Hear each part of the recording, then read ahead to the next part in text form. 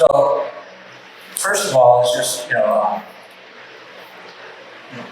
what do I mean by off script for the exhibition? And basically the idea is that, these objects that I collect, whether they're, newly bought or secondhand, they're all objects, from what would be considered, things in the home, things in the garden, some industrial parts, and then I use industrial parts, threaded parts to connect them inside. But basically, with all these objects, they come with a kind of pre-script. When they get a tent in which they were manufactured or made, be it to be a mixing bowl in a kitchen, a coaster for a drink. This thing here is just a big bowl for salad or whatever. This is the housing off of the deadbolt block that I recently replaced on my door, and like the form and the shape and the color of the cabinet. And as this piece came about, use that. This is a napkin holder. Side over here is the top part of a wine keg where they cut off the banded ends and they make wall plaques out of it. As a second use. So again, all these objects that were made or put together for some intended purpose, and as I collect them, see the material quality of them, the colors, and be it, the flat, the matte, the shiny, and contrasting them, all the things that that are drawing me to objects are the potential for making something else with them, contributing to the shape of the piece, or what defines the lines in the form. And so I see these objects that way when I'm out and about and I stop and collect something. It's for those reasons that I'm picking them up. And as I start to play with them and put them together, and then I start to see relationships of one element fitting to another in terms of size to their openings or to their ends. And all of a sudden, as they come together in this collective formation, they start to go off script. The script gets thrown away and they become something different, something else. They start to transform. I don't start with an idea and sketches and then I look for objects that will help me make this thing. But I simply collect these objects with the potential they have to become something else, or to contribute together to become something else. In this process, they become something unexpected because improvisation is a big part of it. I don't start with an idea then trying to create it, but the idea emerges as I'm playing with and putting these objects together. So there's the openness to improvisation. And through that improvisation, the unexpected happens. Cease to be surprised by some of the unexpected things that that come about, and that I start to see and then go in that direction with it. But yet still with an open mind to let other circumstances influence and dictate at different times. Part of that too is that I will work on multiple pieces at a time.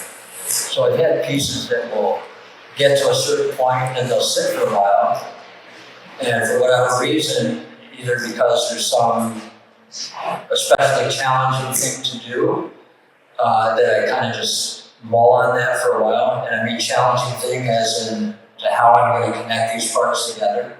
over time, we developed, some methods for doing that, and sometimes they carry over from one piece to another. But then there's some certain pieces that create their own unique problems, especially like if I have two openings that come together.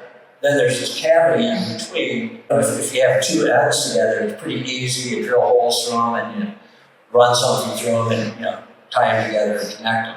But when you have two openings together, then it's more difficult in that you're not just connecting, like a pipe through them, but then I don't want them to shift this way. So I oftentimes create discs, wooden discs, to be in the opening of them, so that the part can't shift and move. Gluing it would be hard to hide it, it would be messy or something. And so I've had pieces for that reason just sit for a while. And when they do that, somewhere down the line I've come across another object that I then might see working with that piece and add something to it or takes it in a direction that might be a little bit different than how it was developing. So that willingness to be open and still improvise. There's a Bay Area sculptor, Don Potts. They created this piece that I think he titled it Making My First Bicycle. And it's this very highly technical piece. I came across this lecture he did, and in the lecture he stated he likened the artist to be like a hunter, or more specifically like a trapper stalking their prey, and which he related the prey being a subtler level of awareness. And in part of his talk, he was, or alluded to that transcendental meditation, and he meditates, and that, in that someone is seeking a subtler level of awareness. And what I termed it as this elusive magical beast. And you're building this trap, you're attending more to what it is that you're doing, and learning from past failures of not grabbing it, not missing it, and the artist, as they pursue in their work, they're building a trap, so to speak, that they likened it to kind of catch this elusive thing, that certain something, that in a work of art that connects with people, working it just better, refining it. And myself, I've seen in my process of what I'm currently doing with these objects, I've been doing now for just about 15 years. From those earlier days, they were cruder, so to speak. I had one piece that I referred to, and still do with some, as arrangements. And I showed this in a member show at Rochester Contemporary Art Center. I think in 2010, 2011. And it was just, none of the parts were connected. They were just in an arrangement together. Something like this is difficult to do in that, you have these parts have to be connected or they're going to fall apart. So it was, something, not that it was this, smaller, but where it was vertical and the parts just by gravity, be placed and sit on top of each other. Which oftentimes when I'm starting these pieces, before I figure out how to connect them, that's what I'm doing, it's just stacking them up. And it's not uncommon to have something like this. It might be in my studio and none of the parts are connected yet. If you tap on it, it just fall off. And so in figuring out how to connect parts together until they're connected and become actually a piece. And I like how one part is in relationship to the other, and I want that to stay looking like that, then I have to figure out how to connect them in a way that allows them to, line up that way and still look like that. And so each piece, each collection of parts designed becomes like a puzzle that I have to figure out. And in that process of doing it, I've developed techniques with how I'm connecting parts that will generally carry over from one piece to another. But as certain pieces become increasingly complicated, and I mean by that, going from just something like this, which is just this kind of stack of objects, and that are then connected through by having drilled into this planter. Even planters that already come with a drainage hole, and then hidden underneath here, there's an iron flange that is mounted to this wooden plate, and then coming up through here, just screw this on. But it's something like this, where I started, going from either, this all vertical to some pieces that I've had, laying down or laying on a table horizontally. In this, I wanted to have both this vertical, but then this horizontal that is kind of floating on it.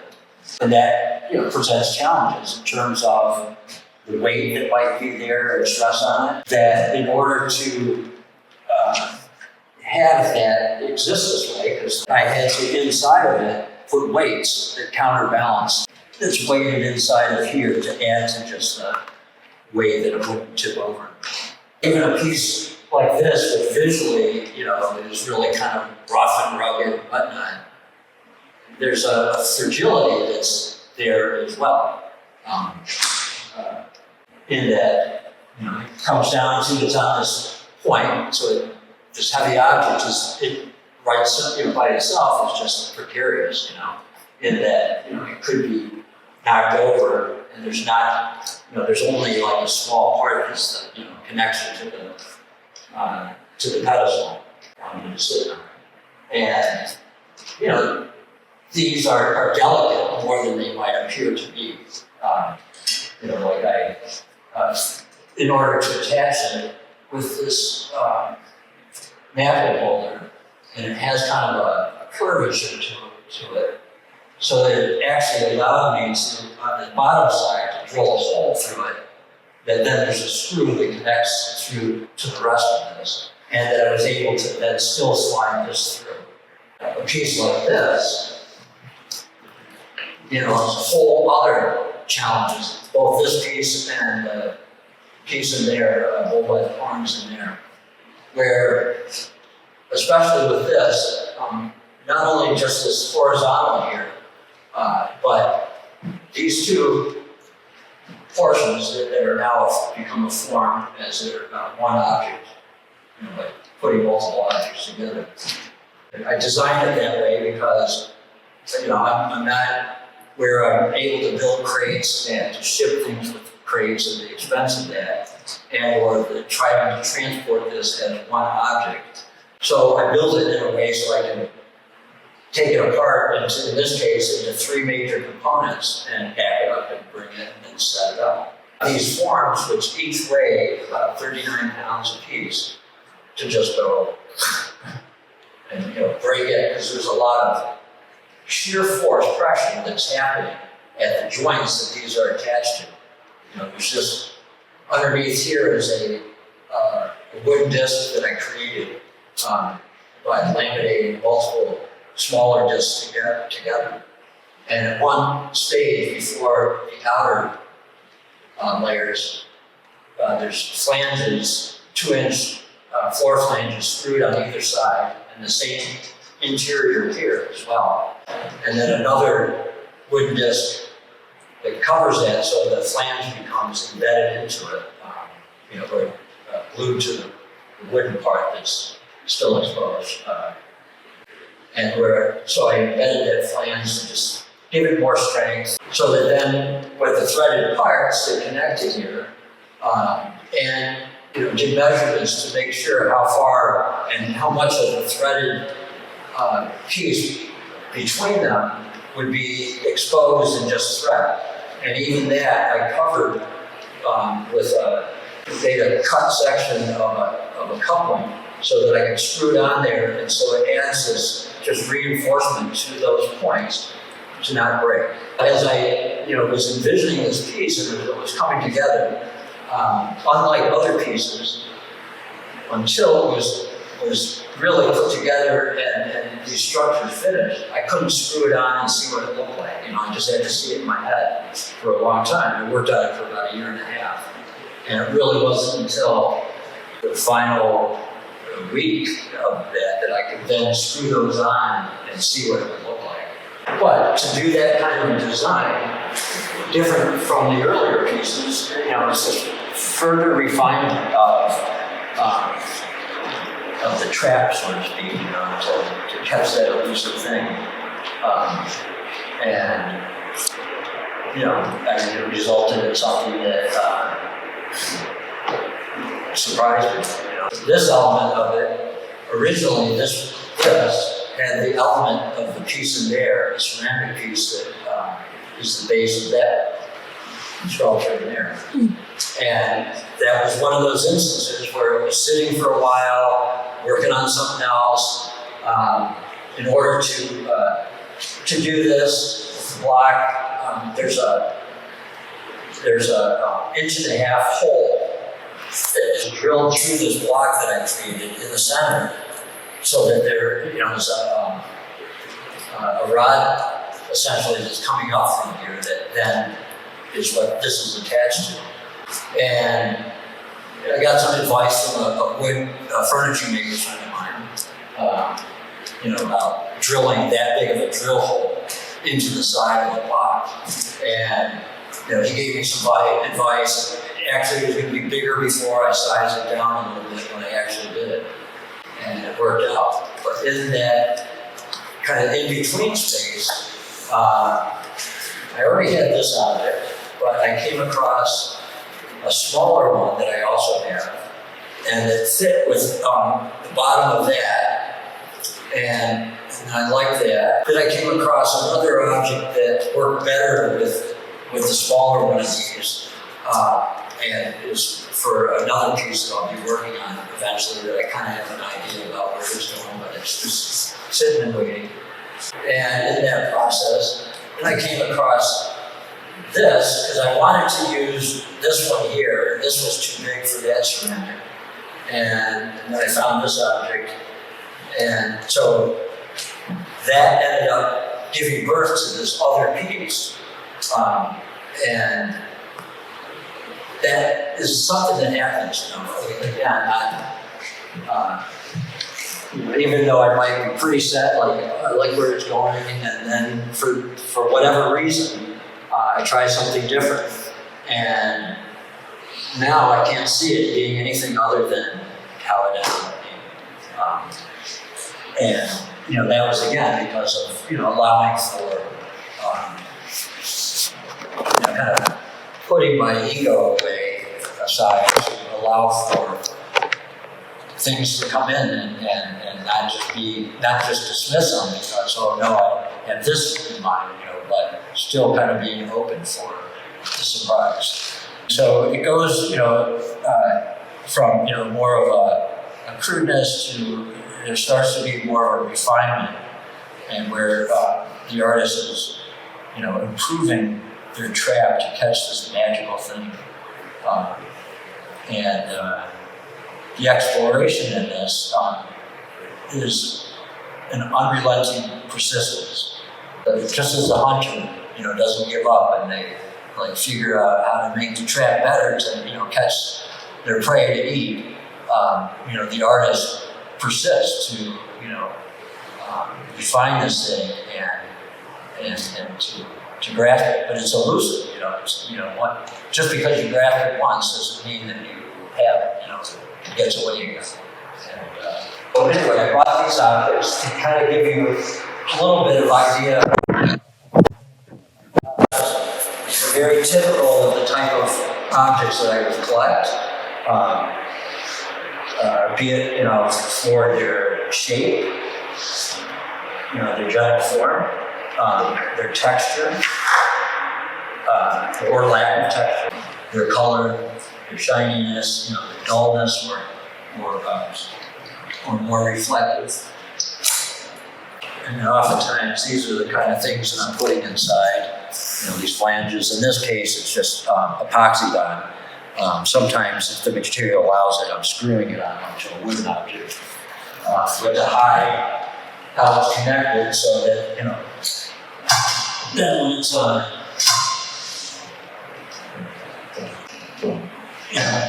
if I decide to kind of put it on something like this, where I would drill a hole through it for this size pipe to go through, and then connect it here, and then from there to go further out. And then again, if this open piece is being attached even to a flat or to an open, because it's the open end, I might have a disc here that's going to keep it from shifting with the part that is connected to it. And so, as I collect these objects and bring them back to the studio, and with whatever might be in the studio itself, I might just start seeing and recognizing relationships. Forms that are metal forms, be it this, which is like a trash bucket, to this, which is where you would take a clay terracotta planter and stick it in here, so it's in more of a decorative container. But to me, kind of like immediately, I see these kind of forms. They remind me, just before I started working this way with objects, I've been working in video for about 10 years. But as I would drive around or different places, I would see things that would kind of give me ideas. And one of them was like on the outside of restaurants, the exhaust housing for the exhaust fans. You see these kind of little rounded forms, very similar to like on a jet engine or something like that. They're industrial shape forms that just have nice lines to them and whatnot. I used to see those, and they're not all the same, and they vary, but I'd be like, well, that would make a really cool part, for a sculpture. And so it just kind of started informing my thoughts and my ideas, really internally. And so again, as I start playing with them in my studio, and I see, certain size relationships, and where typically, a bigger element, and not necessarily this big, but bigger in relationship to the other pieces, might be kind of the starting point that then, might dictate certain aspects of the piece, or at least the beginnings of working with it. If I had something like here, like this, I wouldn't want to then flip it over and not necessarily see this part inside here and have this part on the floor. So this piece might, become a horizontal piece, whether it be down like this, or on a pedestal, or up, like one of these pieces that have a supporting element underneath them that lifts up this horizontal. Might start doing things like just like this. And I see this as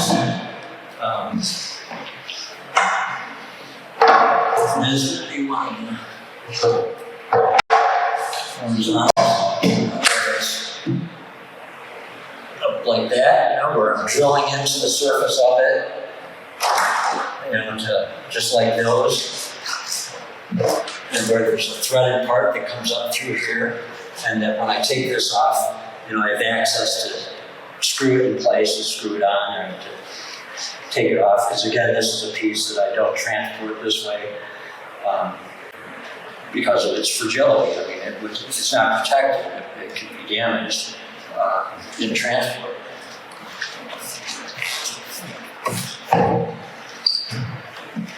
And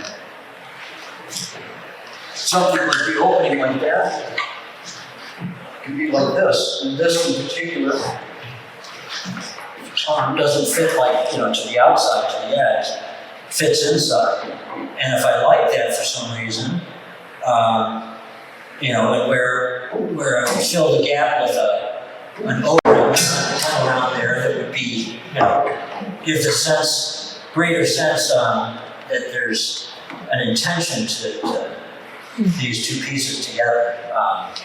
I use these O-rings in multiple ways. I use it as the line that it creates, this black line.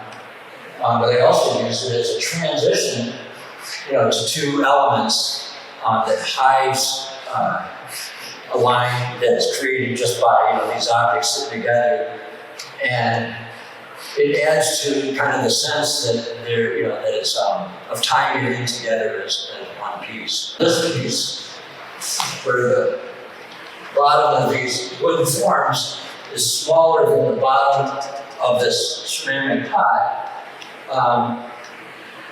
And a lot of times, I'll be matching things that just match up right.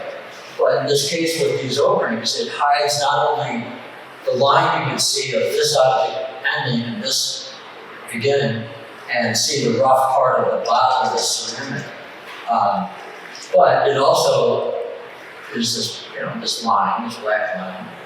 And it also gives this appearance that this is related to this, much more integrally, that this kind of extends out of it. It's growing out of this. It kind of plays tricks on the mind to where, you start to see it as a whole instead of seeing, oh, I see there's a ceramic pot there, and I see there's this. And, it just kind of ties them into a way that they look like they were made that way. If I were to put an O-ring around here to fill the gap here, and then, internally support it so that this thing can float in here, with a flange attached here, and then a pipe running through here connecting it. But with that O-ring in there, it would give a sense that, like where you see it, because O-rings are seals, where and sometimes they're hidden, but sometimes they're visible seals, and where you just tend to see it as a meaningful thing in relationship to the other, and not just this one object floating here, suspended here, and hanging out there. So those are the kind of things that I'm thinking about. For example, this, where I was doing it as kind of like the support element of horizontal. I might also go look at this one too.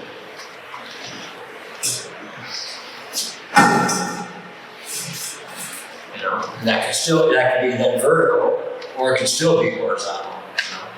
So in that early process, I'm not just like, oh, that's just the only way. I kind of play around with it for a while.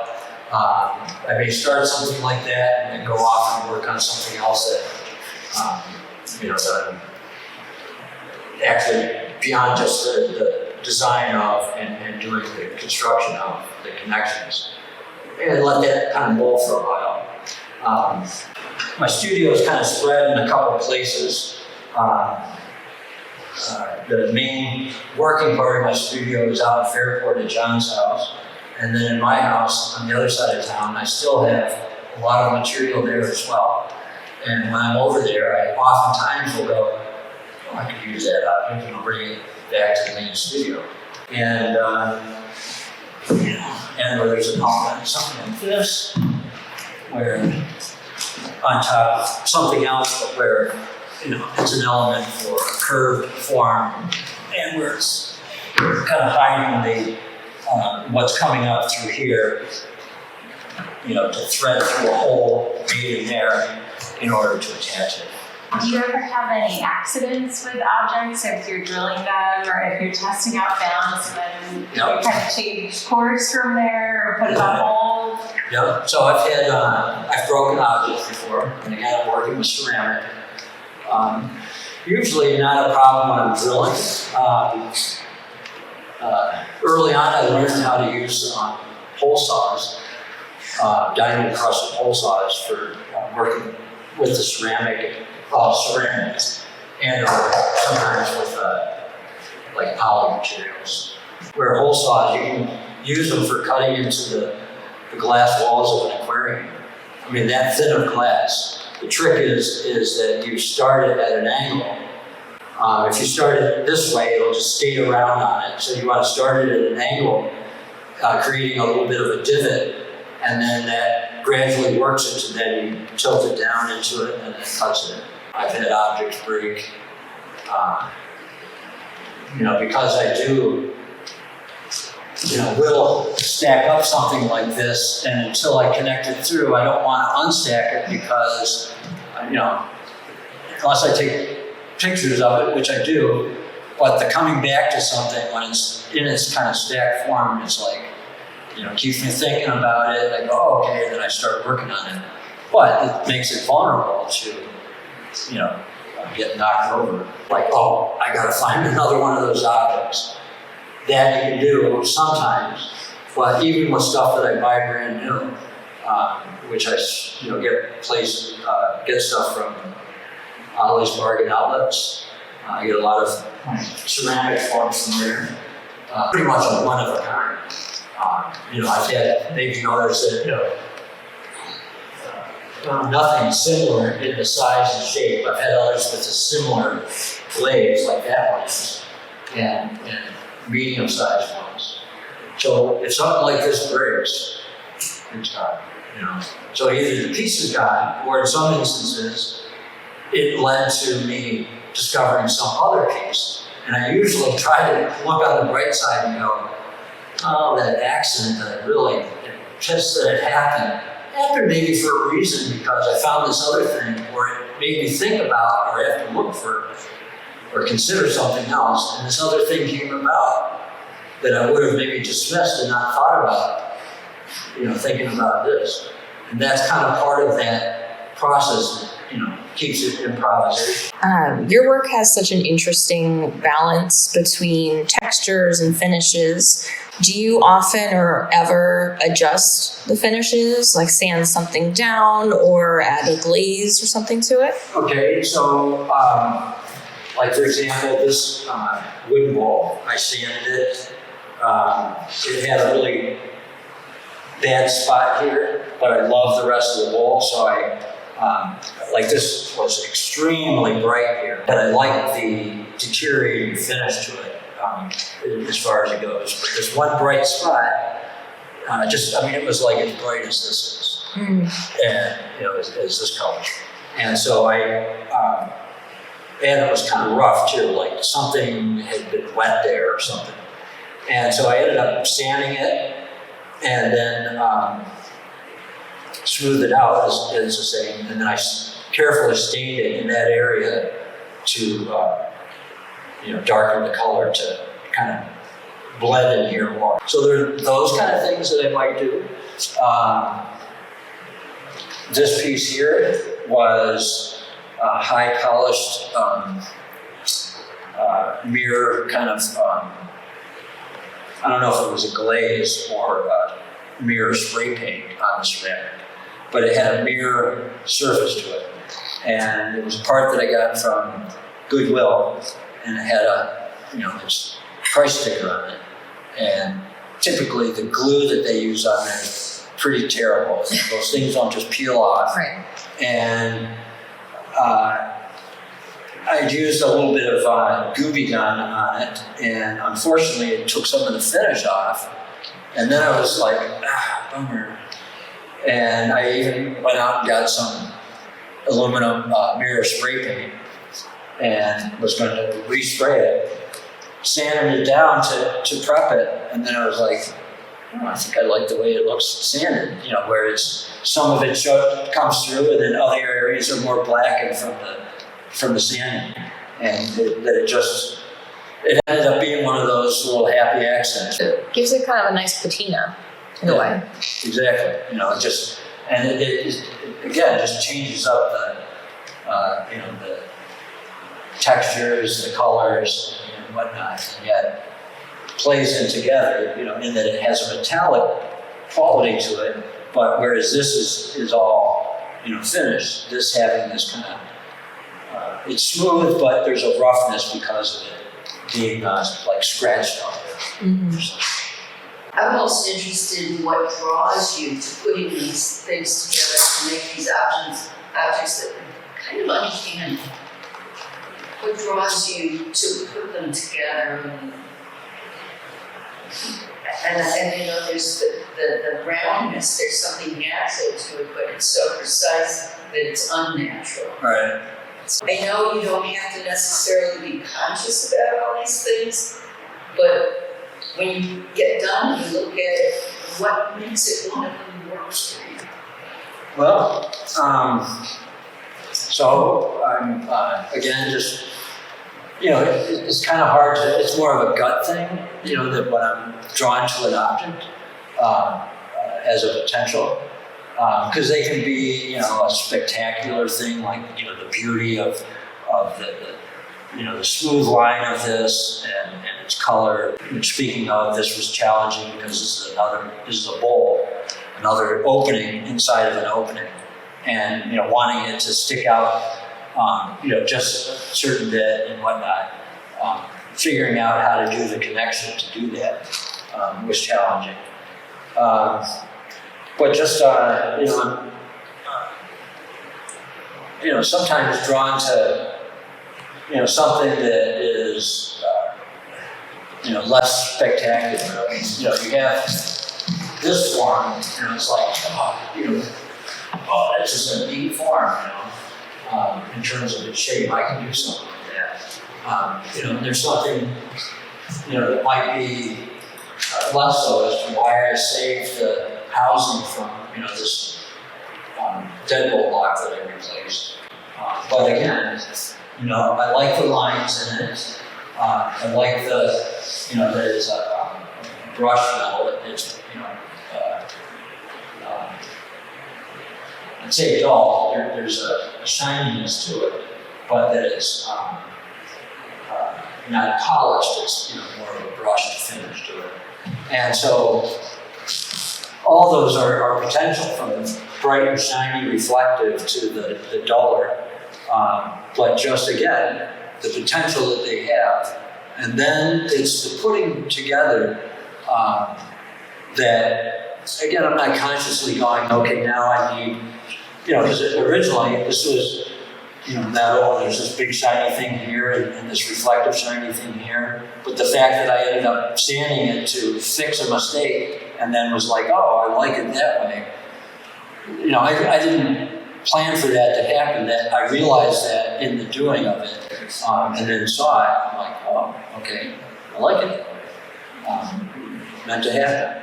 I'm not consciously going, oh, I have a ceramic, now I need a wood, or now I need a metal. It's more like, oh, I saw that line going this way, and then coming to the edge and then going that way. And I'm like, oh, that might look interesting there. And listed before had been these two wooden parts, which are both bowls, wooden bowls, and this metal part here, but it had, instead of this up here, it had something else. It actually had this on it originally, and it was just it's a piece by itself, a smaller piece. But sometimes some of the smaller pieces become detail of a much larger piece. What is that particular section of it? This thing here, someone told me it's that it has to do with like a thread on a like for a loom or for a oh, okay. for like industrial sewing type of thing. Gotcha. But it's there's this kind of balance between conscious thought and unconscious thought. You make conscious decisions, we're awake and we're conscious. But there's things that I see and that lead to a choice or a try and a decision that come about in that kind of lower, that level of awareness that Don Potts talked about. where it's, be it an altered state, which altered states can come from, I smoke cannabis, come from cannabis, it can come from alcohol, it can come from music, dance, people go into an altered state from, doing a dance and going into a trance. And in that altered state, you start to see or recognize things that you may not otherwise see.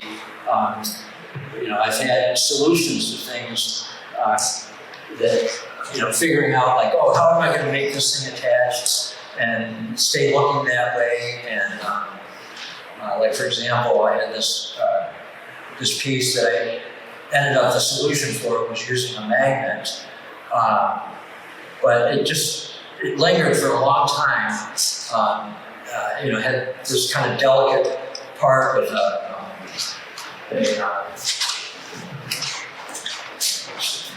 had an escutcheon, which are these parts used in plumbing to cover up a hole or to cover up a bigger hole that had a pipe coming through it. It was an escutcheon that was like to be up against a ceramic piece in a hole. And then it had an O-ring, or has one, but it was like, I couldn't attach these escutcheons had a very fine edge to them. And so attaching it was just a complex thing. So it just sat for a while.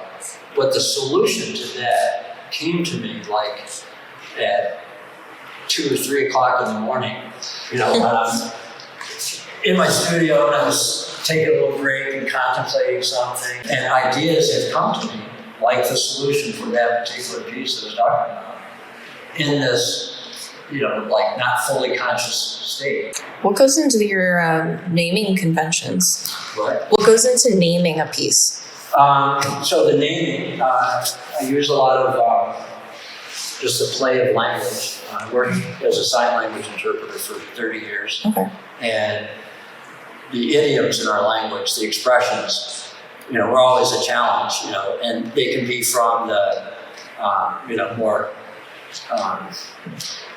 colorfully, picturesque, like raining cats and dogs, to that song really lifted us up. Well, the song didn't like physically lift you up. Mm-hmm. So, those kind of things in our language have always interested me, again, as an interpreter. So there's a lot of that, just the play of language. Like this piece here is playing with the sound of words too, where it's titled Tied One On, but it's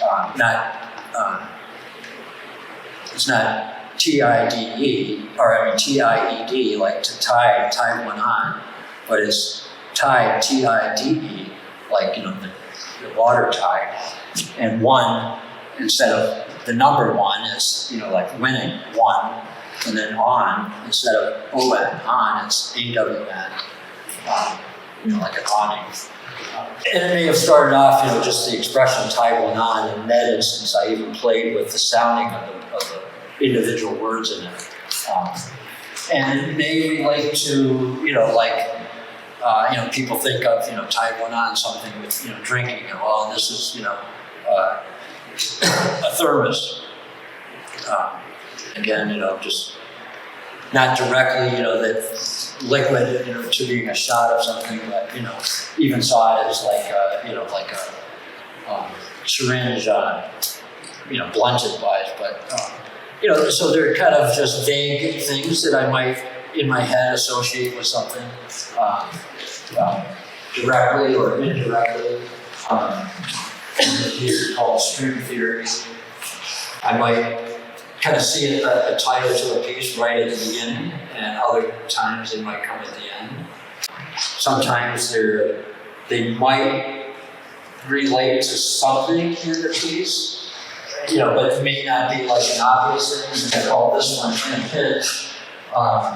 There's this kind of plant thing in here with all these sharp little teeth on it, and that's what I was thinking about. Like the sharpness being, like pinch to us. But, not because it looked like something that's hinged or whatnot. This one, through the nose, another one that I was playing with the words, where it's not THROUGH, it's THREW, and it's not nose, NOSE, it's KNOWS, through the nose. And that's just been something that's always fascinated me, so it's kind of merged into my artwork. So some of the pieces are very large, and I wondered if any of them, I mean, most of them I can't imagine leaving outdoors. Right. But if you ever build anything that's meant to be outdoors though? I've experimented with it. I had one piece, it was outdoors at John's for a while, that I had to bring it indoors. It just, weather was really rough on certain parts of it. And so then I've had another piece that I kind of experimented with. That one, I didn't attach all the objects, but I had these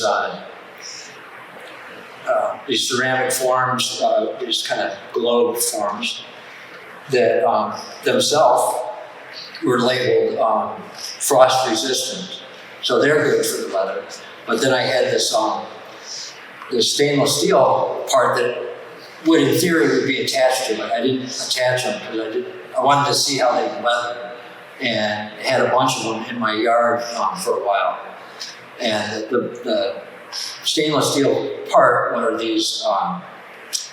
I don't think I have any here, that were like kitchen counter utensil crocks for putting your spoon, the wooden spoon for soups and whatnot in it.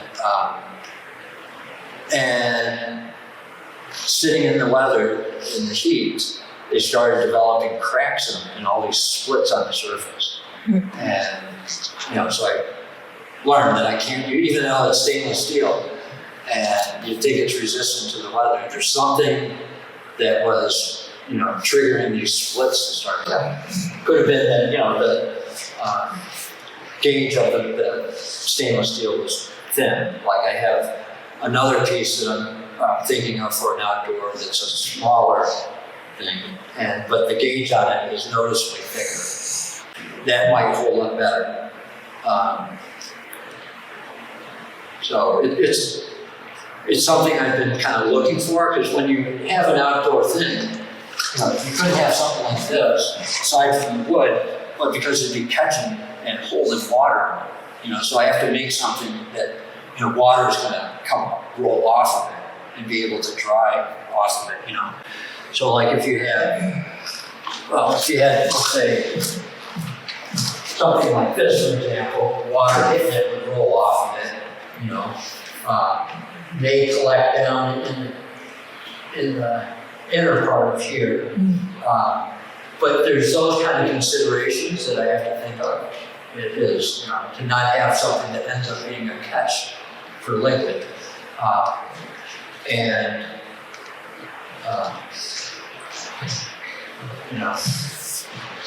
Something that have, nice wood on it and whatnot, it would be destroyed. Even if you had it like, probably in like I don't even think necessarily in climates that don't get a lot of rain and certainly don't have snow, but just harsh heat. I think those splits on the stainless steel buckets happen because of the heat as much as, because the sun bearing down. When you start using wood and stuff like that, it becomes an issue outdoors. Maybe if someone had a protected porch or something like that, where it's not getting rained on, it might be all right. But then, you still have moisture in the air and things like that. What's next on the horizon for you? Any big projects? Well, I have a couple larger, large-sized pieces that are, like in the side of this. That I have the parts for. I kind of have an idea of where they're going. But I'll be taking some kind of a rest and a break. I've been, like pretty much since this was on the calendar, like just pushing myself. Yeah. had certain things in mind, and some of that changed over time. Like I had this one piece that I'll go back to working on. But again, if it's something that the next further stage involves some problem solving, and or I have to cut a hole in something with a router, and I have to figure out how to do it the right way, because I don't have like a router table with a jig for working with a router. So it sat for a while, and then in the meantime, I was developing this somewhat around the same time that was starting to kind of come about, and then gave birth to this other one. And so I focused on those, for the show, as well as some of these other smaller ones. But so I'll be going back to those pieces. But next, let's see, this coming Tuesday, I install a very large wall piece at the Memorial Art Gallery in Rochester for biennial Rochester Finger Lakes exhibition. Quick.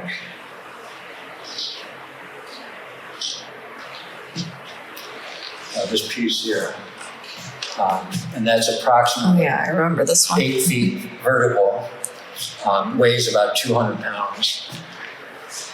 It's the piece you guys saw.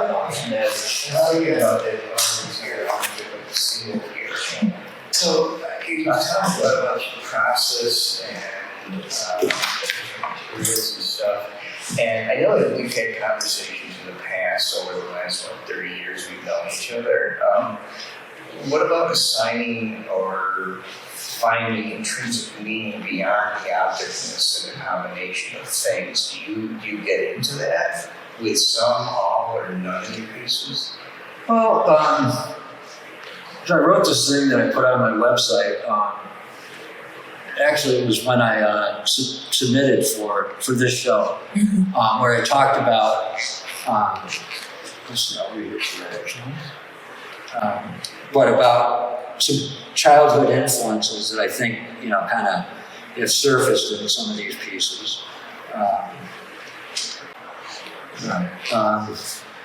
As a child growing up in the 60s, I consumed a steady diet of 1960s sci-fi television from the age of 5 to 11.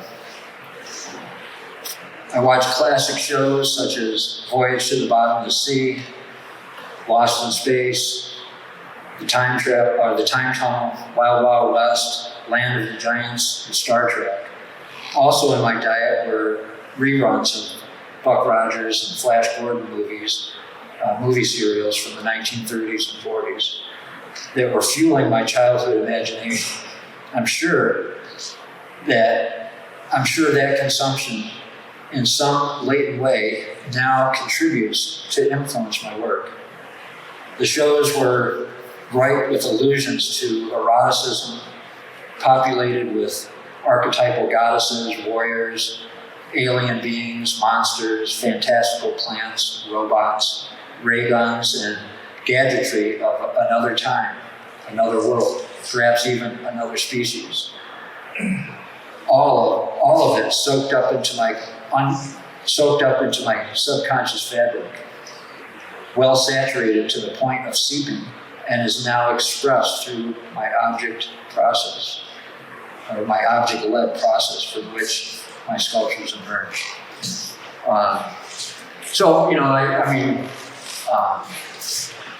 Also too, at John's house, he has this collection of orchid plants, his indoor garden of orchid plants, and or just other plants on the property. So plant life has kind of, come into there. And again, like some of the kind of plant monster things on Lost in Space, and of which I've been watching on MeTV, kind of reminiscing how I loved them as a kid.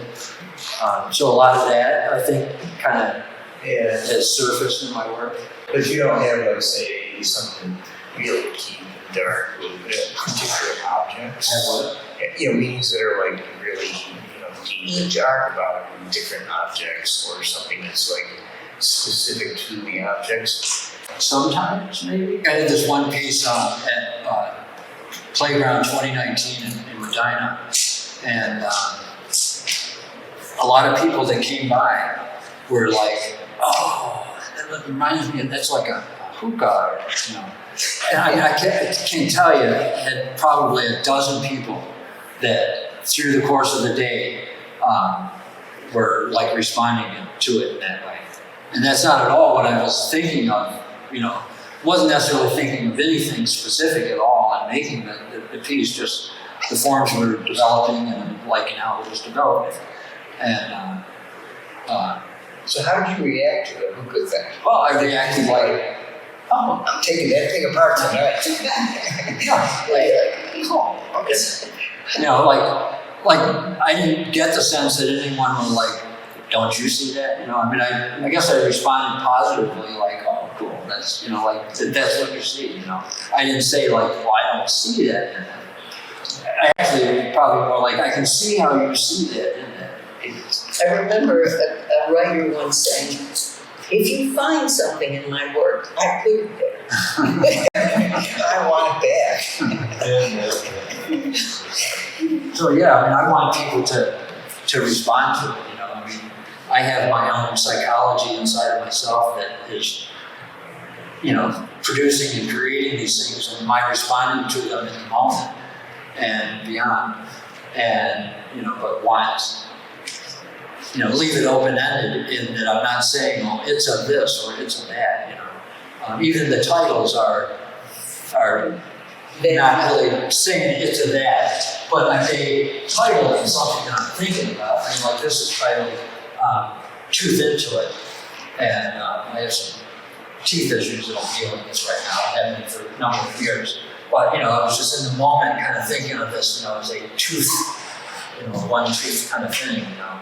I can totally see that. Coming together, you know, into the title, you know, Tooth Into It, you know, which means to like kind of put your, you know, to rest. No, it's got some dental vibe going on without even knowing the title.